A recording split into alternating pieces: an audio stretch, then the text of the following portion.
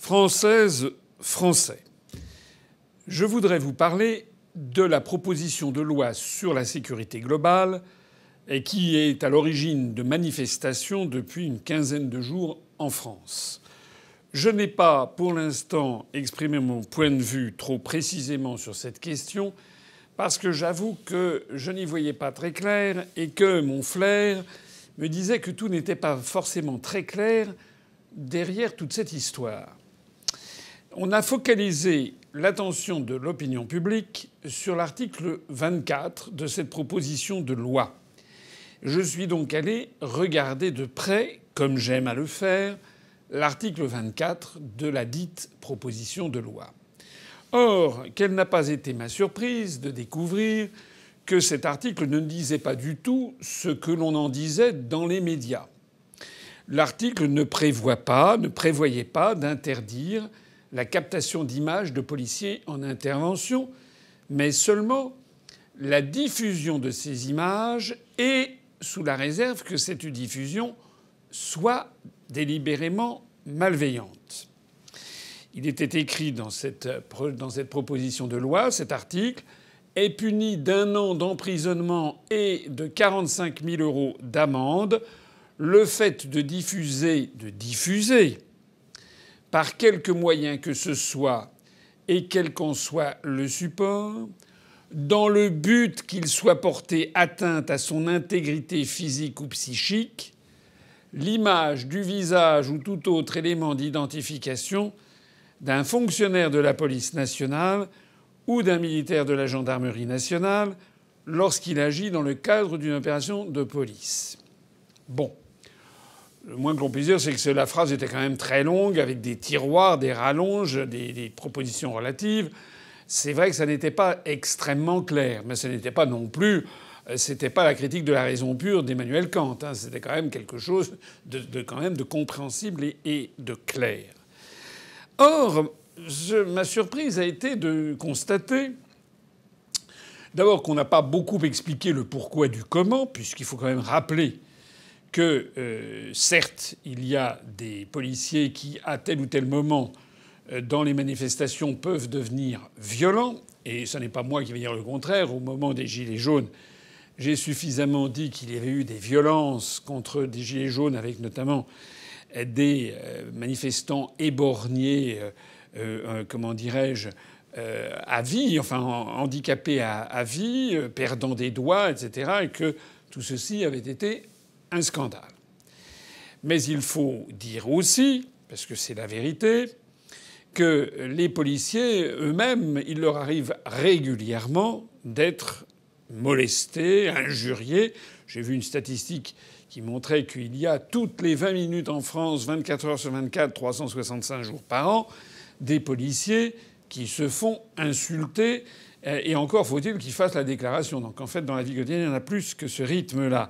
Et puis il y a quand même aussi des policiers qui sont blessés, qui sont atteints, et parfois même tués, et sans compter les policiers qui se suicident. Donc il y avait une motivation à agir de la part du gouvernement pour essayer de protéger des fonctionnaires d'État que nul État ne peut de toute façon négliger, puisqu'il n'y a aucun État au monde où il n'y ait pas de police et de forces de l'ordre pour faire régner l'ordre.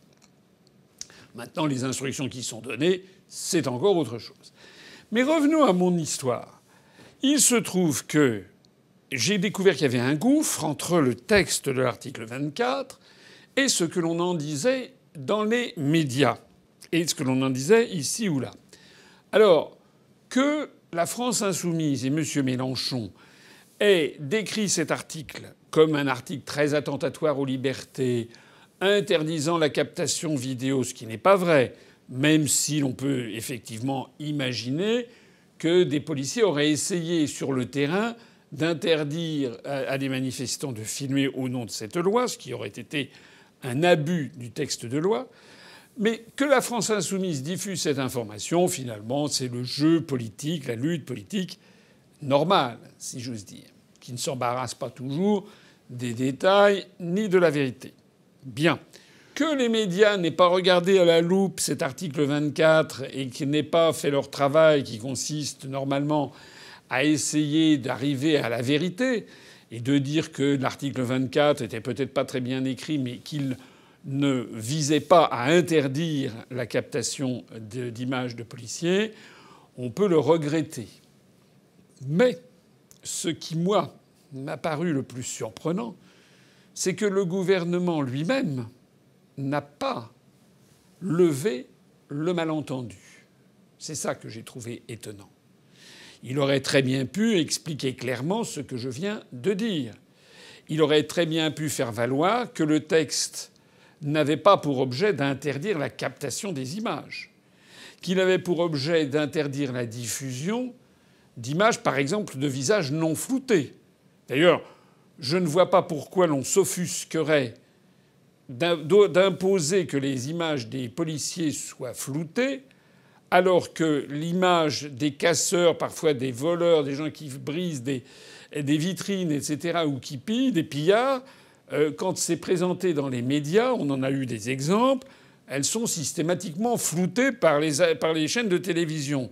Donc je ne vois pas pourquoi on n'accorderait pas le floutage des visages aux policiers quand il est accordé spontanément par les chaînes de télévision aux délinquants. Le gouvernement n'a pas expliqué non plus qu'il pourrait donner des instructions aux préfets pour que les policiers autorisent, comme à l'accoutumée, des journalistes de filmer, puisque ce qui fait grief n'est pas la captation, mais la diffusion malveillante. Au bout du compte, cet article prévoyait de sanctionner des personnes que sous 3 conditions. 1. Diffuser des images. Donc la simple captation ne suffisait pas. 2. Identifier clairement les policiers, donc leur visage ou bien un numéro sur leur uniforme. Et 3. Incitant plus ou moins explicitement à des représailles contre ces fonctionnaires.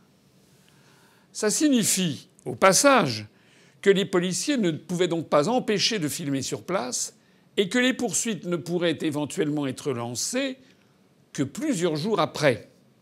D'ailleurs, le droit de filmer était précisé implicitement en creux, puisqu'il était prévu à l'alinéa 2 de cet article que des captations filmées pouvaient être adressées librement aux autorités judiciaires dans le cadre de plaintes, par exemple. C'est d'ailleurs exactement ce qui s'est passé avec l'affaire Michel Zecler, cette triste affaire et scandaleuse où ce monsieur a été molesté par des agents de police et ça a été filmé par un système de caméra. C'est bien la victime Michel Zecler qui ensuite a transmis ces bandes vidéo à la justice. Alors, quand j'examine ça, je me demande pourquoi est-ce que le gouvernement a finalement mal informé sur la portée de la loi et, tout porte à le croire, mal informé délibérément. J'ai donc vu 2 hypothèses. La première hypothèse, c'est que le gouvernement, à l'origine, avait vraiment l'intention maligne d'empêcher de filmer pour éviter toute diffusion de bavures, comme on dit, dans les répressions des manifestants, et que ce gouvernement aurait ensuite constaté l'impossibilité juridique vis-à-vis notamment de quantité d'organisations et d'engagements internationaux, et que donc il aurait compris qu'il ne pouvait pas le faire juridiquement, mais qu'il aurait voulu faire croire aussi bien aux policiers qu'aux citoyens que ce serait interdit. Donc il aurait outrepassé ce que disait son texte de loi pour impressionner le chaland. C'est une hypothèse. La deuxième hypothèse, c'est que le gouvernement aurait pu chercher délibérément à avoir un article qu'il pourrait sacrifier afin de détourner l'attention du public d'autres problèmes et afin de contribuer à faire encore monter la défiance entre la population et la police dans un jeu très malsain qui vise à diviser les Français et cette division servant les intérêts du gouvernement. Par ailleurs, dans le contexte actuel, il peut être utile, il est même utile, de protéger les policiers pour les raisons que j'exposais tout à l'heure. Mais il y avait certainement des moyens plus simples, plus expédients, plus clairs de le faire. Comment ? Premièrement, par exemple, demander aux médias de flouter les visages. Ils le font bien pour les casseurs et les délinquants. Ils peuvent bien le faire pour les policiers ou pour les gendarmes.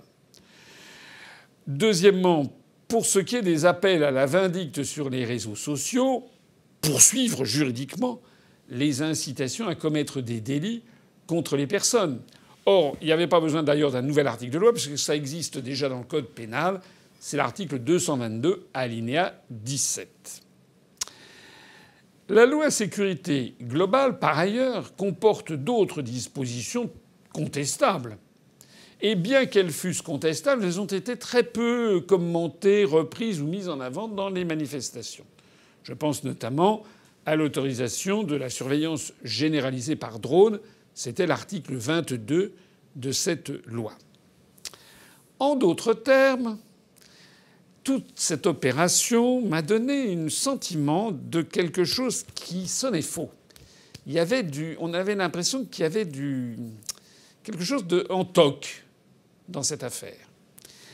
Pour tenter de démêler le vrai du faux, je me suis donc appliqué ce dicton tout bête. Pour tenter de comprendre cette crise politique, je me suis appliqué le dicton latin traditionnel qui prodet. À qui est-ce que cette crise politique a-t-elle profité? Et si on regarde tout cela d'un œil froid, on est obligé de constater quoi? Premièrement et d'abord, ça a profité politiquement à M. Mélenchon. Il est apparu sur cette affaire comme le défenseur des libertés publiques contre la volonté de museler la presse. Ce qui a gommé un petit peu, mais quand même, l'image désastreuse du partisan islamo-gauchiste, partisan des indigénistes, etc., qui lui collait à la peau depuis le drame de ce professeur Paty décapité. Deuxièmement, cette affaire, cette crise a profité aussi à Macron, certainement très heureux de changer de sujet après l'affaire des caricatures de Mahomet dans laquelle il s'est embourbé. Il est apparu également comme le défenseur des libertés publiques, puisqu'il a désavoué publiquement, en gros, son ministre de l'Intérieur, Darmanin. Notons d'ailleurs que c'est un désaveu tout relatif, puisque Darmanin est resté au gouvernement. Et il a pu, Macron, se refaire une espèce de petite popularité auprès d'une partie de la population en invectivant les policiers, en parlant de violences policières comme si c'était quelque chose qui était systématique. Il est apparu comme ferme vis-à-vis d'ailleurs des violences urbaines. Tout ça a pu lui attirer un regain de popularité un peu à gauche. Donc il ressort, lui aussi, plutôt positivement de cette crise. Je signale d'ailleurs au passage, s'agissant des violences, qu'on ne peut pas capter l'attention des Français à Quimper ou à Romorantin ou bien à Vesoul ou encore à Toulouse s'il n'y a pas des images de violence à la télévision. Il faut quelques violences spectaculaires, mais en fait ces violences, si vous reprenez ça avec le regard nécessaire, le recul nécessaire, vous apercevez qu'elles ont été quand même très circonscrites à quelques quartiers, essentiellement à Paris. Ça pose le problème au passage des Black Blocs, sur l'ambiguïté desquels il y aurait beaucoup à dire. Il est presque un secret de polichinelle que de savoir que les Black Blocs sont manipulés et servent l'État. Ça ne date pas d'hier d'ailleurs, où l'État utilise des casseurs pour essayer d'envenimer la situation, pour ensuite expliquer que l'affaire a mal tourné, et donc par un réflexe de solidarité de la masse de la population française derrière le gouvernement, d'avoir un regain de popularité.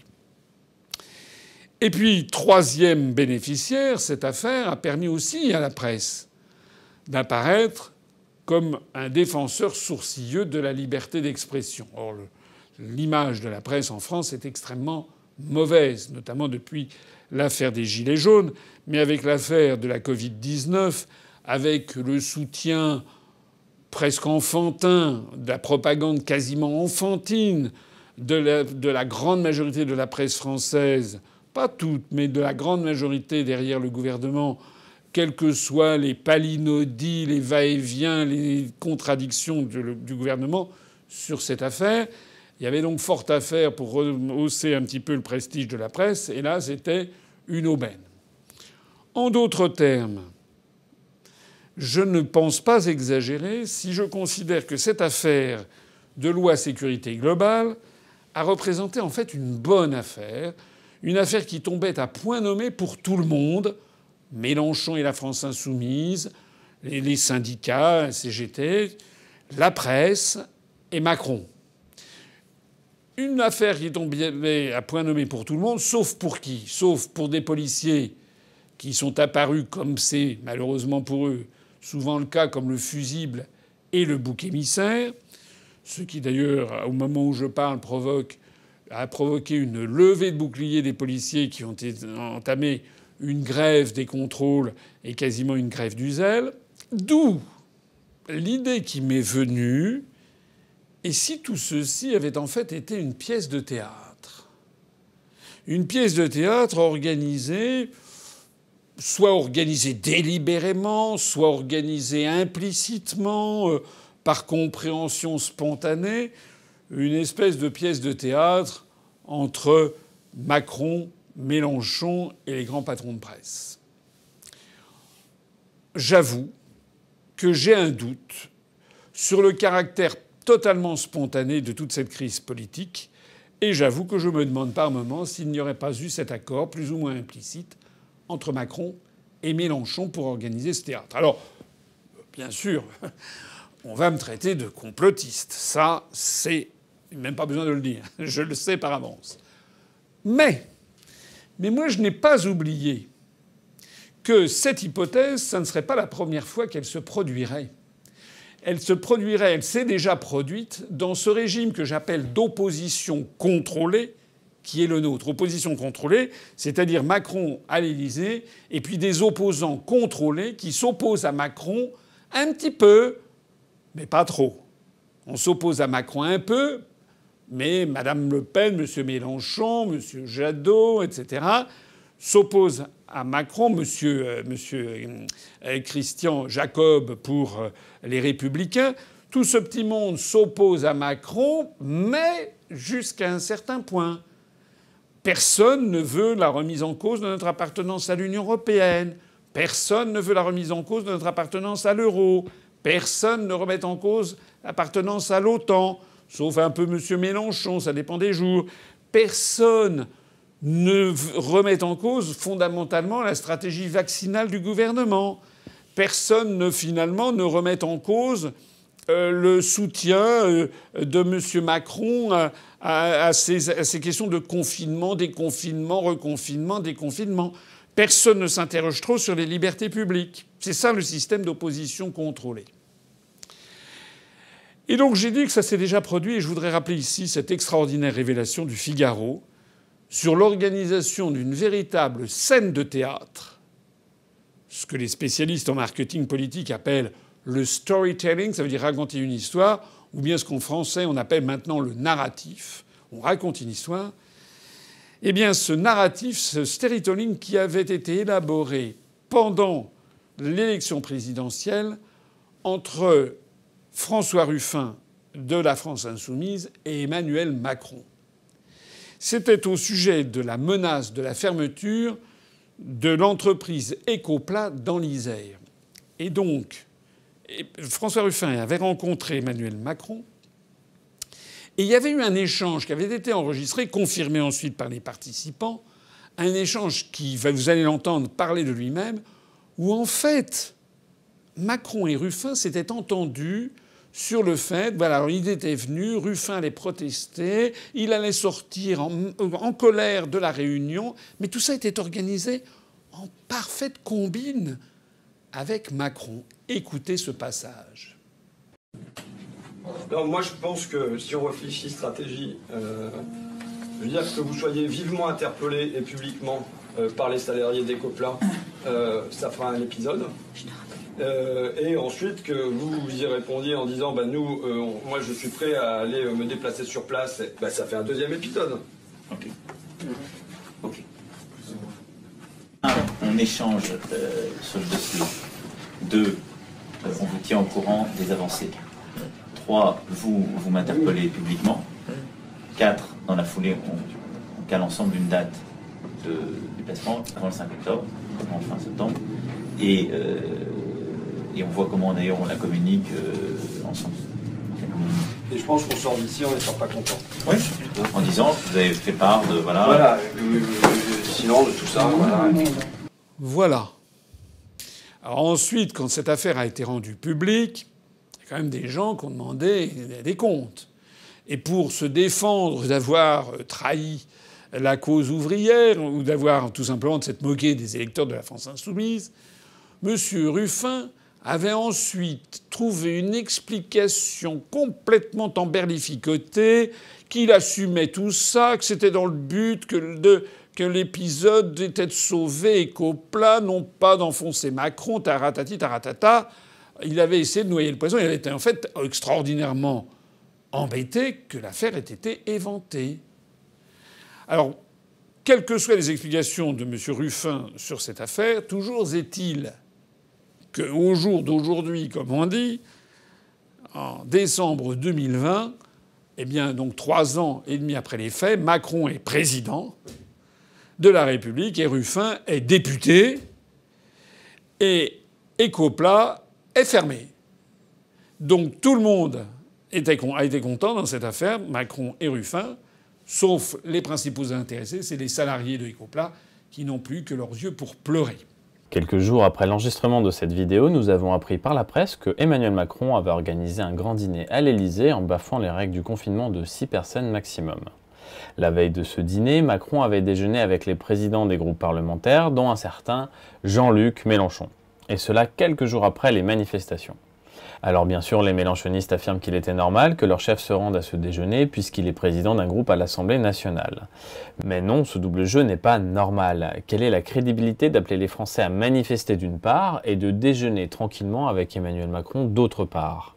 Imagine-t-on le général de Gaulle dîner avec le maréchal Pétain quelques jours seulement après avoir appelé à la résistance pour lui informer où en est son opposition? Et ce n'est pas la première fois que Jean-Luc Mélenchon fait ce double jeu. On se souvient tous qu'après son meeting à Marseille où il avait eu des mots très durs pour le chef de l'État, il l'avait croisé quelques temps après à Marseille et où l'échange avait été très amical. Et d'ailleurs, pour l'anecdote, Jean-Luc Mélenchon avait déjà refusé l'un de ses dîners en 2018, mais visiblement son opposition sur la loi sécurité globale n'est pas suffisamment forte pour qu'il réitère. D'ailleurs, Jean-Luc Mélenchon participe régulièrement à ces dîners avec Emmanuel Macron sans que les Français et les électeurs de la France insoumise en soient forcément informés. Et d'ailleurs, si Emmanuel Macron n'avait pas été testé positif à la Covid-19, nous ne l'aurions sûrement jamais appris. Précisons que de son côté, François Asselineau, en opposant crédible, n'a jamais été invité à l'Élysée par Emmanuel Macron. Alors, si on a ce scénario, cette pièce de théâtre jouée entre un député éminent maintenant de la France insoumise et Macron pendant la présidentielle, eh bien si on revoit sous cet angle-là ce qui se passe, ce qui vient de se passer avec la loi sécurité globale, eh bien je suis désolé mais c'est pareil. Tout le monde est content, y compris Darmanin qui conserve son poste de ministre, et les seuls mécontents, eh bien, ce sont les policiers, mais pas seulement eux, plus encore l'ensemble des Français qui sont les dindons de la farce, comme les salariés d'Ecopla. Pourquoi est-ce que les Français ressortent comme les dindons de la farce de cette affaire? Parce que bon, la loi, elle était écartée, l'article 24 n'aura pas lieu, mais enfin, ça va pas changer la face du monde. Mais on a fait croire aux Français, depuis maintenant plusieurs semaines, que la liberté d'expression consisterait, premièrement, à publier des caricatures offensantes de Mahomet, et deuxièmement, à filmer des policiers en action. Et je suis désolé, c'est pas ça la liberté d'expression. Pendant qu'on a focalisé l'opinion publique sur ces deux questions, on a détourné les regards de l'opinion publique de sujets beaucoup plus importants. Voilà ce que j'avais à dire sur ces manifestations. Maintenant, à vous d'y réfléchir. Vive la République et vive la France.